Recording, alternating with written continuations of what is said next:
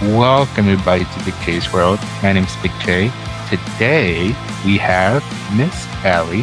So if Allie, you want to introduce yourself to whoever's watching? Yeah, my name is Allie Beth, and I'm the author of Kidnapped and Captivated and Torched and Tempted. All right. So 2 books. Is there going to be a third book to this series, or it's just a duology, or what's your plans for the future? Yes, so it's a standalone interconnected duet. It's just the two. The main characters from the first one are the side characters in the second one, and vice versa. So you can read them, without reading the first one, and it'll still be just fine on its own. But obviously, I think they're better together. So, All right. So sort of like, you read Caught Up, right? And Lights Out. So you have like the little characters there, Josh, and just read the book. Allie. So they show up in the second book, but they're not like full characters, but they're like little side characters that pop in once in a while. All right. So I think you got this question a lot or been asked a lot. Have you ever thought of being an author prior to doing these books, or was it like, let me take a snag at it, see if something does come up? So I guess when I was little, I used to want to be an author. I taught myself how to read when I was 4 years old. So I have been reading ever since. And it's always been a part of who I am. I was always reading. So when I'm reading, I can create that world in my head like a movie. And I do the same thing. I have the maladaptive daydreaming. I can do the same thing with stories I build in my head. So kind of to escape reality, I spend a lot of time doing that. And then, I just started writing them down as little short stories just to kind of get them out of my brain. And my husband read the one that turned into be Kidnapped and Captivated. And he's like, you should really turn this into a book. And I thought, it's just the story I wrote down. This is not a book. This is not something anybody would want to read. But I did it. And my plan was to keep it on my computer forever. But he kept pushing me to turn it into a book. So I did. And now it is Kidnapped and Captivated. Wow. Your husband is pretty much a big support system for you. Huh? Yes, he's always cheering me on. That's awesome. I mean, without him and that support system, you wouldn't have people raving about your book. I know. Well, the first book, remind me the name of the first book again, the title? Kidnapped and Captivated. Kidnapped and Captivated. And the second one is? Torched and Tempted. Torched and Tempted. So you said that you were going to keep it in the laptop and let nobody read it. But how long did that process take you to write the story, just the first draft? Is it like a long time process, off and on? So the process of writing that book is still my process now. So I write the story just to get the story out. And then I go back and I'm like, well, that doesn't make sense. Maybe I should take that out, or I should probably add something here to clarify.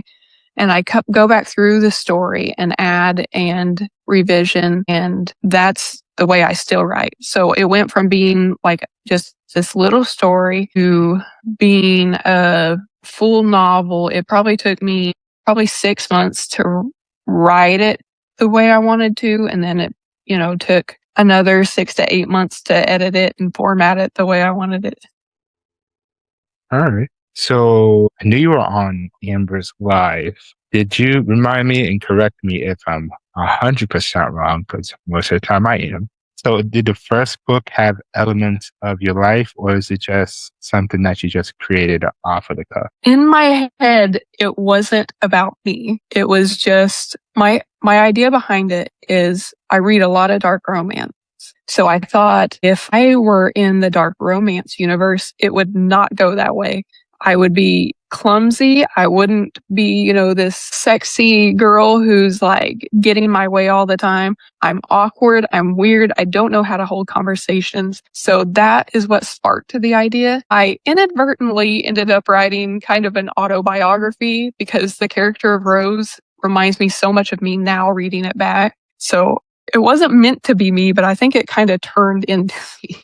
Yeah. I mean, best example if you want to have a character. It's just to base it on your life. Like, Kaden, she has her own book out. And I had her on the pod. She did say that she put a lot of one of her experiences in her book, which, the best way to, I think, again, correct me if I'm wrong, best stories and best ideas come from like personal experience, right?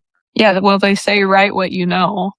That's why when I'm writing, panic attacks, mental health stuff, I'm pretty good at it in my opinion because I deal with it all the time. But it could help someone who does deal with the same thing. Like, Mhm. did did reading books help you go through like any like I don't want to say the word trauma. There's difficult times during your life. Was Mhm. books like an escape from those difficult times? Yes, I use books mostly as escapism, but I do feel like the dark romance books helps heal some trauma that you go through, and it helps you feel connected and not alone when you're reading about a story where people are going through similar experiences and they make it out on the other side. So, both the author and the character you feel kind of connected with after a story like that. That's awesome. So describe the characters. That there's two main characters. How did you come up with the idea of those two main characters? So Rose is the female main character in the first book. She is, kind of like me. She's just awkward. She feels like she can't make a good impression. She, second guesses everything she does, every conversation she has. She's very down on herself all the time. And then Darren is an awkward game designer, doesn't have a lot of experience in the world socializing. And when they meet at the coffee shop for the first time, she thinks she's embarrassed herself. So she basically runs and hides. He becomes obsessed, but he's worried he won't make a very good impression. So he starts stalking her just to get to know her enough to start up a conversation. And then that's when everything goes wrong. Wow. So books is going to be on my TBR list. I got yours. I have SJ's and I have TM4. So I have all your books on my TBR list. I'm working on SJ's right now. Good luck getting through them. Yeah. Now on top of those, I apparently bought 12 books in the past month. It's better to ask for forgiveness than permission. So, wife is getting a lot of foot rubs right now. So the design of the book is very simplistic, but yet it catches your eye because of the colors. Like if I'm looking through, if I'm going, say if your book is in Barnes and Nobles or any other bookstore, and I'm looking for a book that's dark romance, most of the books are like black. No, either black or gray. Yours is not. No, So yours it's is going not. to pop out quickly. It's going to give me the idea like, this isn't dark romance, but it's not like any other. So what went in like choosing the color, choosing how you want the cover to look like and all that? So the little tagline on the books is not so dark romance. And I wanted to make it clear that it was not so dark. So I made the colors kind of bright and I have on the first one, I have the paint strokes and the paint splatter to kind of give it an edgy feel while still being, a light colored book. And then on the second one, it's orange kind of representing the fires and the, stuff like that. It's got, smoke details and stuff like that. It kind of tells a story about what the book is without giving, everything away. So, and I think they look really good together. So, Oh yeah, they really pop out. Like when I was on Amber's Live, I saw those. I'm like, this is out of like it's something that pops out of her like library. Like you'll know where your book is with the colors because most of the book, yeah. like I said, they're either red, black, gray, or some other dark color. But yours Mm-hmm. really pops, and they're sometimes going simple is better than the books that are like flashy, sprayed edges, and all that stuff, which is fun to have. No, it's like, ooh, Yeah. fun.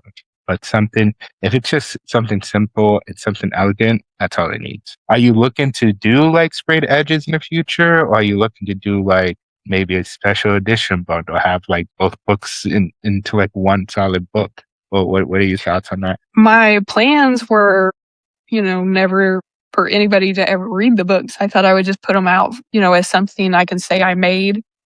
I didn't think, people would be talking about them and, we'd be doing this podcast. So my plans have never, I just feel grateful for where I'm at. So my plans have not exceeded that. But now I'm having people ask me to do an audiobook, or I have people asking where they can buy signed copies. I don't know what the future holds, but I have people requesting things like that. So it may go that direction. I don't know yet. Okay. I mean, start off with the signed copies. People love them. They rave about them, especially Amber. She I know. raves about your book all the time. And it's like, this community that we have on TikTok where someone can help someone else push out their project is fantastic. And I love Amber. She has been such a great supporter and friend. And I am so grateful to have even found her through here. She's helped me through, wanting to give up. She's helped me through, a lot of things. So I appreciate her a lot. She's such a beautiful human being. Yes. And just fun to talk to on Fridays. I know. I wish I had her confidence. You have confidence. It's slowly creeping up. I know. I'm doing better. You are. So the next book that you're writing, you said this is a duology. The next book is going to be a separate standalone. Yes, it is a standalone. It's a teacher in a private school and a substitute that doesn't fit in that world. So it's kind of a clash of, almost like wrong side of the tracks and how they mesh together. It's something that I'm really excited about. But I have the problem of I can't just sit and focus on one thing. So I am technically writing 3 books right now. So I like bouncing back and forth between my ideas. And that's not very productive for, hurrying up and getting a book out. Right. 3 books. Best of luck. Thank you. Because I could barely focus on one book. Well, the writing is fun. The writing is the fun part. It's the editing. And I think that's why I work on so many at a time. So if I'm editing one and I get burnt out on it, I can move on to another one and keep writing on it. Mm-hmm. And so you bounce your ideas off your husband, see if it works, see if it doesn't work, or do you just wait and then give him all the stuff? I kind of write it down regardless, and then I, decide if it's worth pursuing, because I feel like that is the best way to get the story out of my head, to stop being obsessed with it, to move on from it, is just to write it down. And then I feel like if there's something there, I will continue with it. Okay. So you have a beautiful bookcase, and I love the lights out. Is it lights out? Am I right? The neon sign or no? No, it's just... Honestly, it's just a Halloween decoration, but it kind of fits my vibe, so I like it a lot. Yeah, I literally thought it was like a lights out, neon sign, but it does fit the aesthetic. My books up there are kind of covering the bottom part of it. Oh, okay. Right. So, as you've heard before, our friends' lives on TikTok, I'm trying to figure out who has the largest book collection. So far, Jenny Thrifty Reads has 1,700 books. So how many books do you have?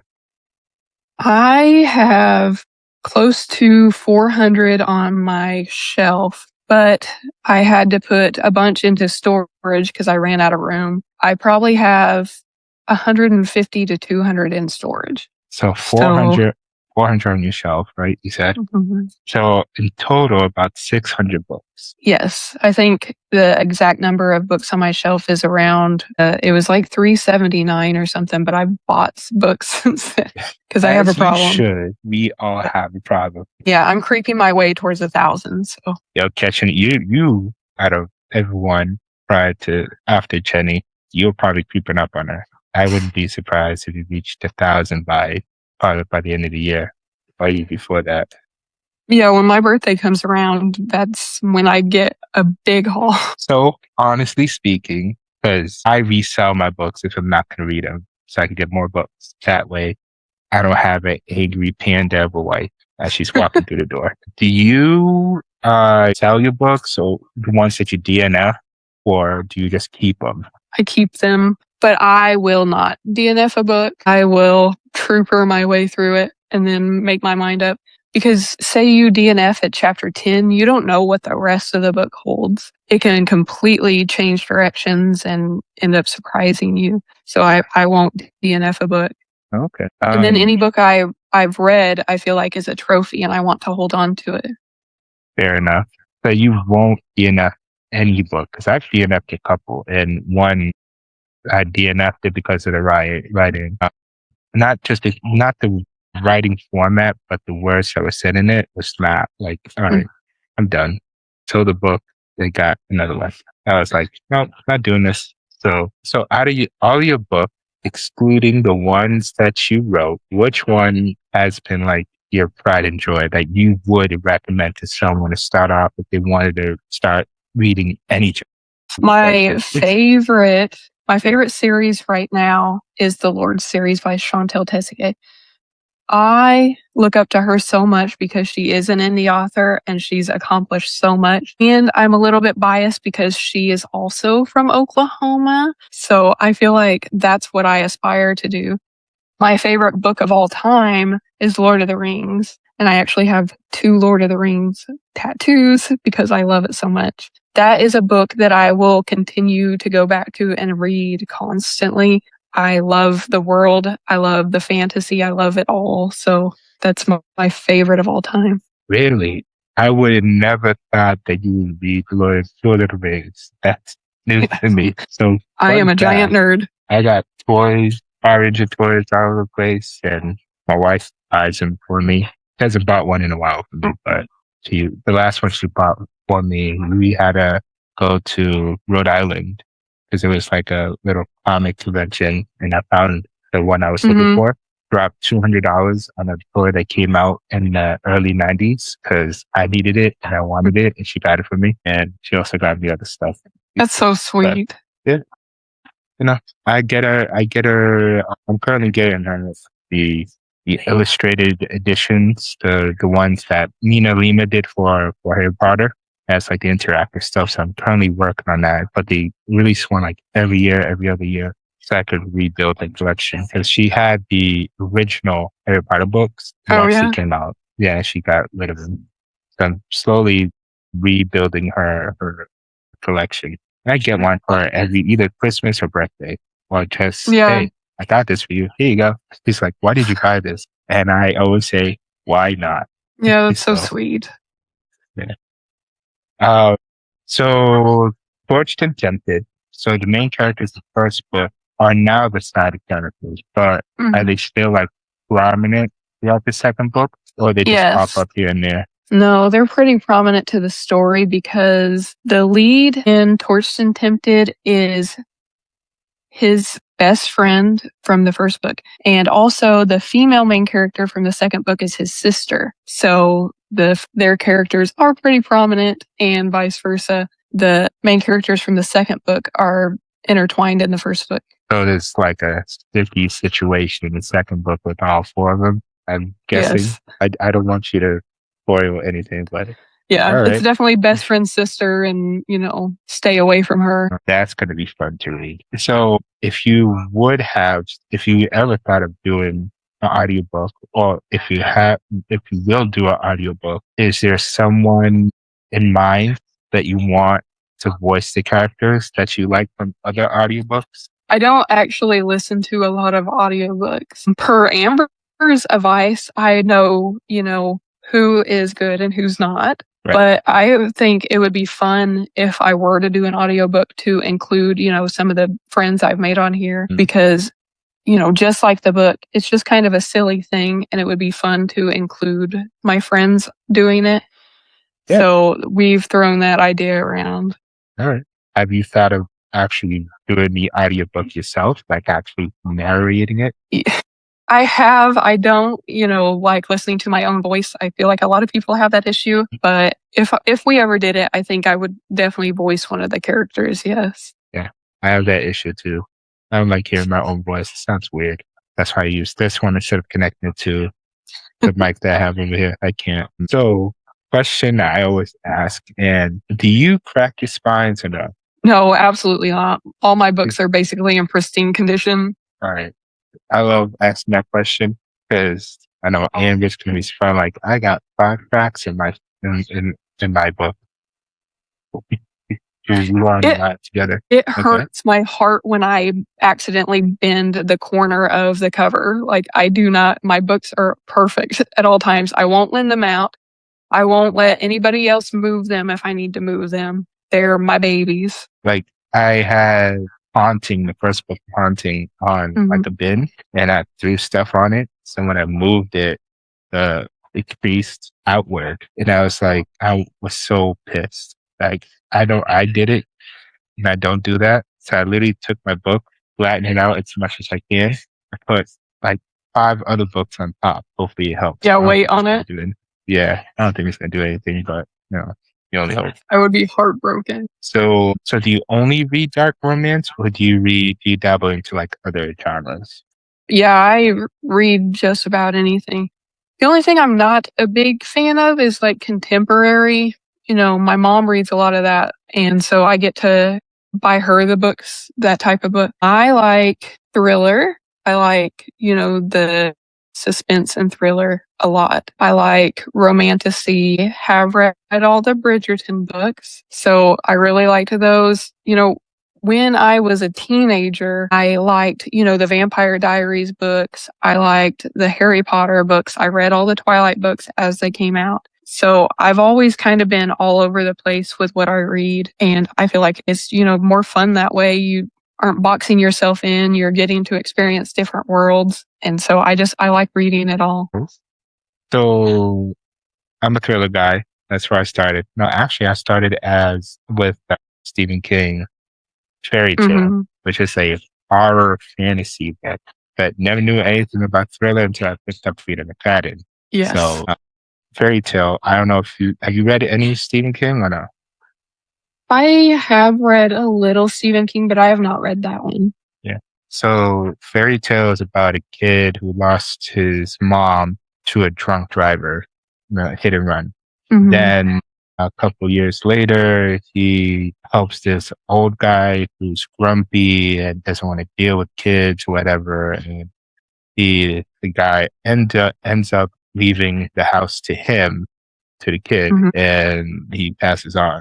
So the kid goes into his shed and found a manhole covered by boards and paper, and then goes down the manhole. It ends up in a different world, different fantasy world that was ruled by like this evil person and all that stuff. And people talk differently, and they thought that he's going to be the savior of the whole place and stuff. But it is really good. It is one of Stephen King's like just straightforward books because with him he Hmm. has chapters within sub chapters, and it really Hmm. bothers me. So that one was really straightforward, and it was a fun read. It really was. It's a border horror fantasy, mostly fantasy than horror, which I find strange for him to write. So it was fun. It was a fun read. I think I've seen the cover of that one, but the way you tell about it makes it sound really interesting. So I might have to read that one. Mhm. Yeah, it's him going down the manhole with him with a flashlight or a lantern and a dog right behind him, which was the old guy's dog. Yeah. So it's a really fun book. It does lull at some points of the book. It's like I just want to get through this so I can keep going. But it's once you get through it, it's really fun. It's a really fun read. So, which thriller books have you read? Well, from A which lot. authors? I've read a lot. Some of my favorite thrillers, The Silent Patient, I thought that one was really good. I have the problem of guessing the ending of books like that, and it kind of, kills the surprise for me. And I guess that one pretty early on, but the book itself to me never felt like knowing how it was going to end ruined anything for me. I liked that one a lot. I liked Hidden Pictures. I don't like it as much, but I liked what it was doing. Which edition do you have of Hidden Pictures? Because there's like different ones. I have the one. It's red. I don't know what the different one is. It has all the the colorings in it. It has the drawings. So I'm just looking at my bookshelf, looking at all the. Have you read Never Lie. Remind me what that one's about. It's a couple who's going to see a house of a dead psychiatrist, and it's no one outside, and the realtor couldn't make it because of a blizzard. So they actually stayed in the house, and the wife finds a closet filled with tapes of the recordings of that therapist. And it's just going back and forth, and weird things are happening through the house. It sounds familiar. Was it made into a movie or anything? No, but it's planned to be made either to a TV or a movie. Oh, okay. I don't. Yeah. The plot sounds familiar, but I don't know if I've read it or not. It's Before I started writing, I blew through books. I could read a novel in like 4 hours. I just blow through them, and then I can't remember which ones I've read and which, because I don't, the names of the books don't really stick as much as the plot does. It was a really fun book. That's the first book I recommend if anyone's going into theater. Read this book and then go into the housemaid if you like it, and then do the rest. But that's the first book I get people hooked on because it's it got me guessing from beginning to end. And once it got to that certain point that like just blows your mind, I'm like, you gotta be kidding me. Are you serious? You're thinking about somebody else, like someone else in the book. You even suspect you suspect someone, but it's really not that person. Some people get it real quick, like it's that person. But for me, once I reach that chapter, I'm like, oh, you gotta be kidding me. But I love that surprise when something twists and you don't expect it. I love that surprise. Yeah. One book that I don't recommend ever is The Teacher. Some people might recommend it. I would not, because my wife is a teacher and it's student teacher relations and stuff like that. And that, I finished the book. This is a Frida book. I have to finish a book, but I wouldn't recommend. That'll be the last one I'll recommend from her catalog. Yeah. Everything else is full game, but if you want to read something like that, I'll go ahead and read it. If you like it, great. If you don't, I don't care. Not for me. The books I have started to not like are, the college, the high school, for some reason, I don't like the idea of reading about kids that young, because what else can you call them but kids? It has really started to bother me. And that's why I made my characters millennials. They're in their 30s. So I wanted to write romance books for people more of our age. Yeah. Because you just don't see a lot of that. No, I'm not. My wife she's big on the whole high school drama stuff. That she loves watching that. That's her thing. I can't. It's not because it could be a good show. It could be a great book. Fantastic. It's just, I don't like banter. Like obviously you read Fourth Wing, right? So the second book, people love Iron Flame. People love Iron Flame. I loathed it. One of my coworkers, she loves on the Fourth Wing series. She asked me, "So which one do you hate out of the three?" Immediately, Iron Flame. If I wanted to be between the argument of Zayden and Violet, I would watch Jerry Springer. I mean, the book is great. Prior to the whole argument, the whole bickering back and forth, the book is fantastic. That just killed me because I couldn't get over it. It's just one of those things. I haven't even read Iron Flame or Onyx Storm because I wasn't super excited about Fourth Wing. I think it was just that it was overhyped. So I had high expectations. Now, once everything kind of dies down, I will revisit it and read through all three and then give a real opinion about it. Fair enough. Because when Iron Flame came out, I immediately got Fourth Wing and Iron Flame and read them back to back. It's back to back. Love Fourth Wing. I was like, oh, this is gonna be good. Second, it's my opinion. I'm not putting my opinion on you. But for me, it's like, oh, the second one's gonna be fantastic. I can't wait to see what happens. Got into it. I'm like irritated. I literally put down the book for like maybe a month and then picked it up so I could finish it. And then got so pissed again. I can't do this. But reading is so subjective. It's crazy. That's why there's so many books out there, is because everybody likes to read different stuff. Like with your big dark romance reader, I just got into dark romance. I literally had to put the book down, Haunting. Yeah. Maybe a couple times because I'm like, all right, let me just put this down and picked it back up, put it down. But I finished it and I enjoyed it so much. Like, But it's a lot. it's a lot. Yeah. That first book was a lot. It's like it takes you on this roller coaster of emotions that you're not expecting to take. And I just started a second one right off the bat, back on the roller coaster. I'm like, you gotta be kidding me. I'm on the train going to work reading it. I almost missed my stop like twice because I want to keep on reading it. I'm like, Yeah. I have to go into work tomorrow. So I'm gonna do the same thing. But I never thought I would like start romance as much as I do now. Because I'm not like, it's dark romance. I'm not a big romance reader. Yeah, it definitely sucks you in ways that you never thought it would. Right. So what was your first dark romance read? I don't know. I'm going to say probably The Ritual. The Ritual. And then, I read all 4 of those within a week. The first 4 books, I read them all within a week because they were so big on Book Talk there for a while. So I was like, well, I got to know what's going on here. So they were probably my first dark romance. And I do like to suggest them when somebody's asking about, where to start. Amber tells everybody to start at Lights Out. And to me, that's a dark rom-com. Whereas I feel like these are more just, dark romance. Which, I was laughing. It was funny. The second one is caught up. It's pretty a little bit more serious than the first one. I just got the audiobook from Libby for Game On, which I'm probably going to start tomorrow. Yeah. And I'm just going there with an open mind. It's not going to be like the other 2. So let's see if it gets darker from the second book. I know it revolves the 2 people who was introduced at the end of Pada.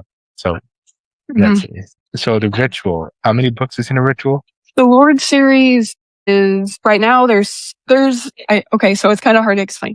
So the Lord series is technically the 3 books, the Ritual, the Sinner, and the Sacrifice, and then there's a novella called Sabotage. And then the white ones that are Carnage, Madness, and Chaotic are the Spade brothers. So they're a little different. They're all in the same world. They all interact with each other, but technically they're 2 different series. Okay. It's good to know. I've never thought of starting a series and then these series later. I like big series. I like, staying immersed in a world for, a long period of time. You're not reading it and then a day later you're just done with it. I like staying in that world for a while. I think that's what I have. I think that's what the issue is with me. Because when I read a Frida book, I want to go to the next one.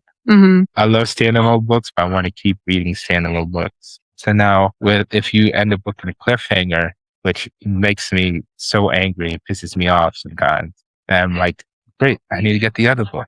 And then it just kicks off again. Like, all right, I made the best decision. I want to say that I will only read finished series, but that's not always the case. I try to only read finished series because I don't like that.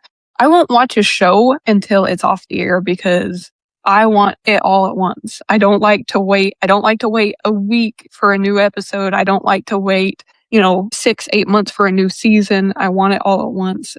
And so I try to only read finished series so I'm not left with that cliffhanger feeling. Like, speaking about the shows, I'm a Trekkie. I don't know if you watch Star Trek. Next Generation's the best. I agree and kind of not agree. I'm a Voyager guy. Janeway, I don't know.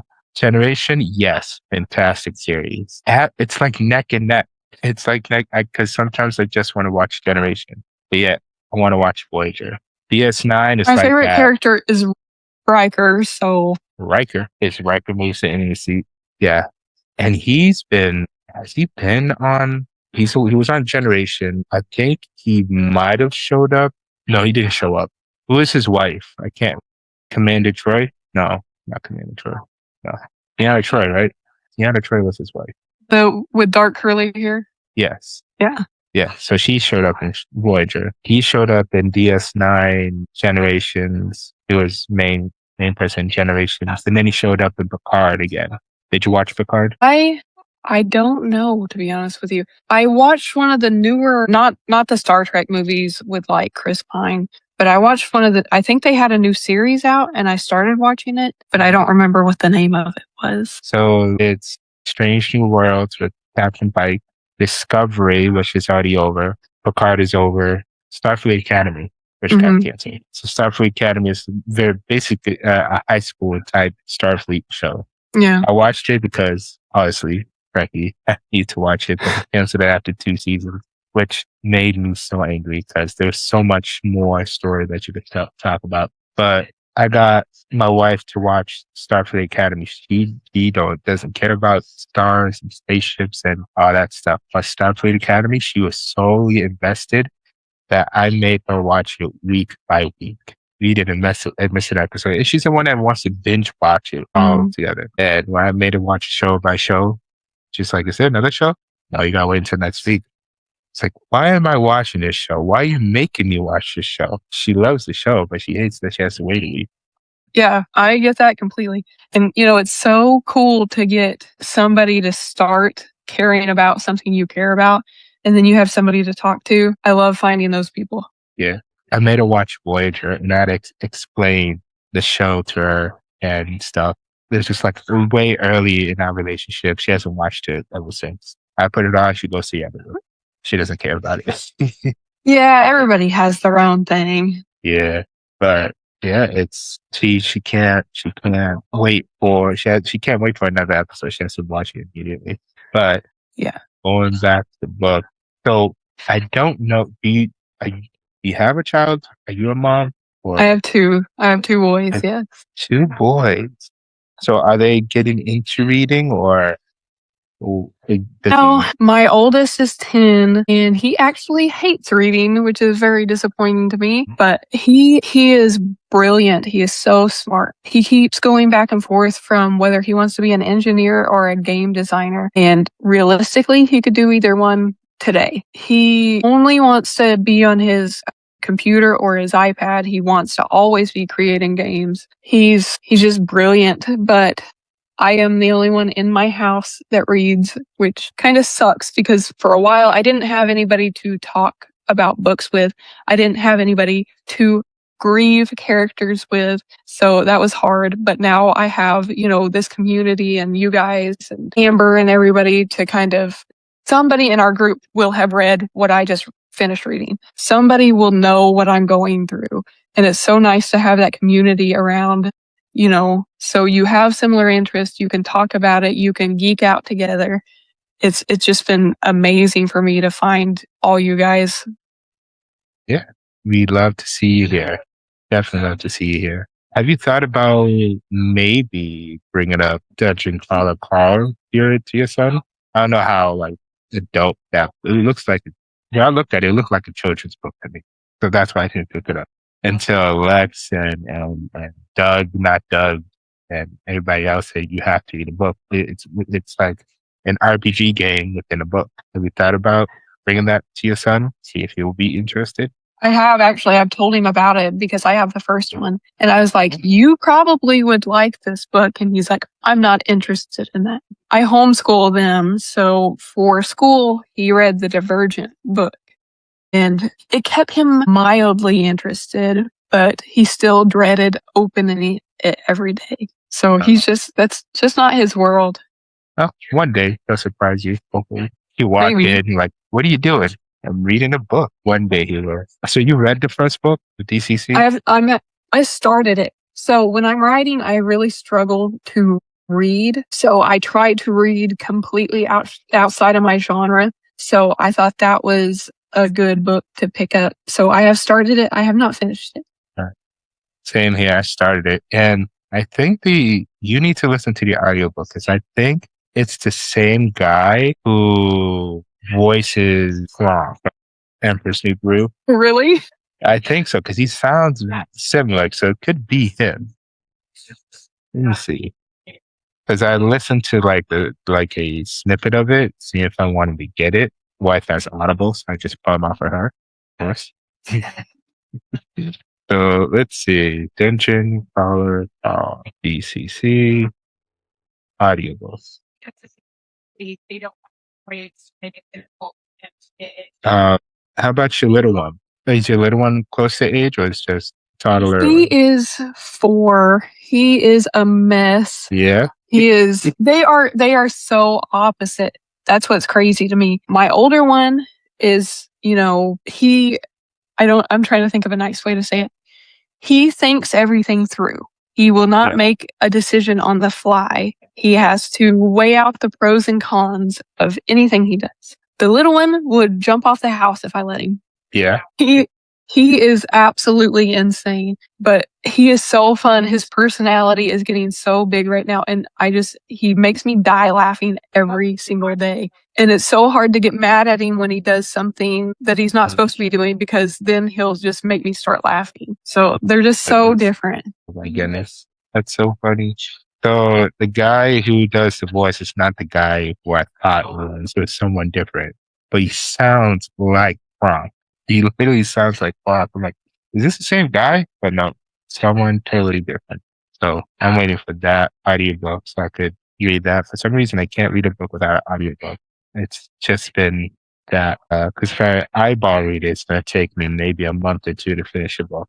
Such a slow reader. That's really funny, because when I listen to an audiobook, I will play it at least 2 times speed. Really? I think the fastest I did was like 1.7. And even that, I'm trying to focus on the voices. I'm like, let me just bring it down a little bit. So it's always at 1.5. I think it's just because my brain goes so fast that it feels boring if I'm listening to an audiobook on regular speed.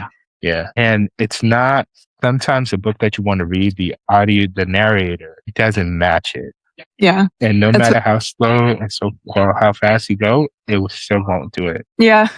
Amber talks about, narrators just ruining books for her. So I get that's, they have to choose the right narrator. You said you just started getting into dark? Yes. So you haven't, read the Butcher and Blackbird books yet? No. Is that dark romance? I thought it was fantasy. Butcher and Blackbird is dark romance, but they're really funny too. Really? All right. Yeah, they're multiple deleters. Multiple deleters? Yeah. What do you mean? I don't know what I can say and what I can't say, but they're serial killers, so it's dark. But they're really funny. They're some of my favorite books. But you have got to listen to the audiobooks for those. The narrators are amazing. I will never recommend an audiobook more than the Butcher and Blackbird books. Right. Butcher and Blackbird, that's part on my list. So I've asked this question to Tom. I think I asked it to SJ too. I don't remember if I did.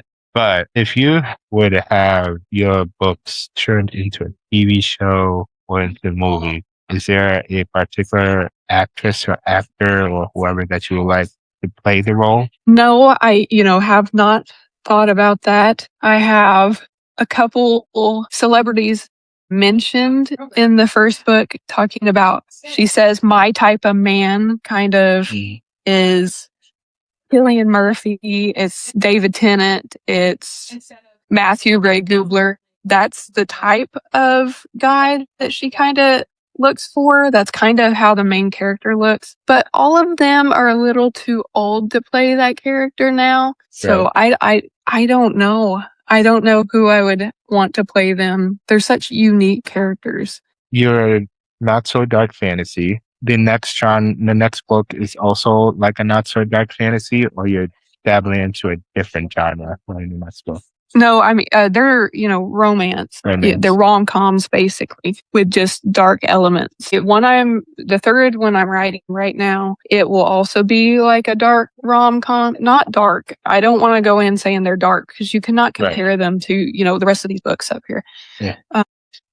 They find themselves in darker situations. The fourth one I'm working on is a paranormal romance. So that's kind of branching out for me.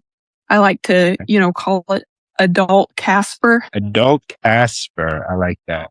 Adult Casper. I mean, we haven't had, I don't know if there's been adult Caspers, but that sounds not that I know of, but with all the different, adaptations that have been coming out lately, that was my favorite. Like, to me, that was my favorite like romance movie when I was little. Because, when he says, "Can I keep you?" That was just like swoon. So, Which movie was that? Was it Ghost? no, it was Casper. Casper, Casper? the movie. Mm-hmm. Now I gotta rewatch the movie. Oh, And it was I one of my loved favorite that movie. movies. Yeah.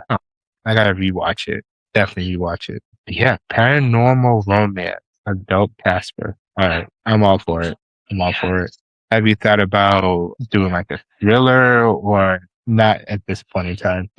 Like reading them, but I think I want to protect my mental health by not writing them because I feel like they would put me in a dark place. I guess you would say am very empathetic, so I don't feel like I can write without like putting myself in my character's shoes. And if I'm writing in a genre like that, I just feel like it would be a little too deep for me. Oh, okay, fair enough. I didn't know how much that author has to go through to like actually write a book, like come up with the idea, write the write the story, write the first Mhm. draft, set the edit, and back do the edit again, go back and forth until the final product. So, Mhm. how many times have you actually had to re-edit your book before you got like, all right, this is good enough. We're gonna put it out there. I don't know if I ever got to a point where it was good enough. Mhm. I with the first book, I never really thought anything, would happen with it. So I didn't probably put as much care into it as I should have. But the second book, I feel like I kind of overthought it because now that the first book's out, I want the second one to be with everything that I've learned, with everything that has happened to me since putting the first book out. I wanted the second one to reflect that. So I spent, I want to say 10 months just doing edits and revisions on the second book. I never really felt like it was good enough, but I got to a point where I was comfortable putting it out and letting people read it. I did not have beta readers for my first book. I did with my second book. The feedback from those really helped me.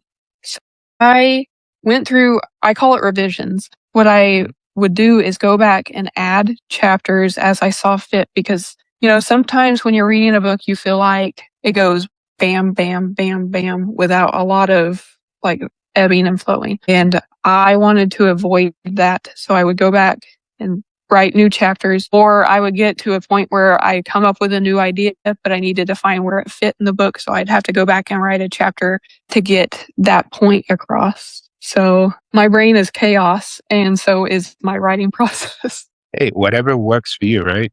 Hey, it's not chaos, it's organized chaos. That's Yeah, everybody's so different. yeah, wow. So I'm gonna take up too much of your time, but I wanna thank you for being on. This was very fun to do. And your books is gonna be on my TBR. So before we go, if you want to put out your handle and where they could actually find the book. Yeah, my name is Allie Beth Author on all socials. My books are available on Amazon. They're also available on Kindle Unlimited, and you can buy them from Barnes & Noble online. All the information is in my link tree in my bio on TikTok. Am not very good on any of my socials except for TikTok. That's where I spend most of my time. That's where I update most often. All right. So definitely follow her on TikTok and all those socials and definitely buy her book. You won't be disappointed. Thanks for joining. Thank you for the opportunity.